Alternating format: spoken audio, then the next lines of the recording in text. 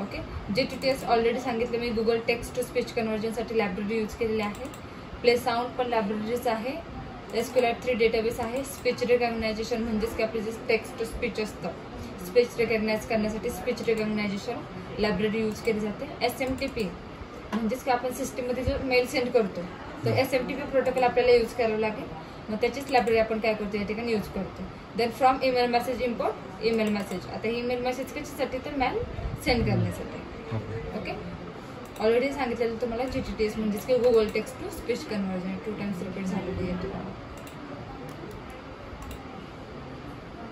आता या ठिकाणी डेफ मेल हा पूर्णपणे काय आहे फंक्शन, मेलचं फंक्शन आहे. ज्यावेळेस ॲम्ब्युलन्स डिटेक्ट होईल त्यावेळेस हा कोड रन केला जाईल.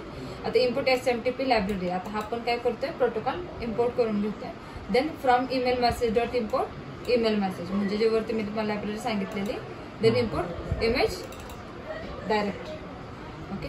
सेंडर ईमेल म्हणजेच की हा आपल्याला ऑथेंटिकेशन घेतलेला असतं. आता हा ईमेल म्हणजेच की आपण जो कोण सेंड करणार असणार त्याचा ईमेल असतो आणि हा ऍप पासवर्ड म्हणजे 2 स्टेप व्हेरिफिकेशन मधून आपण हा जनरेट केलेला असतो.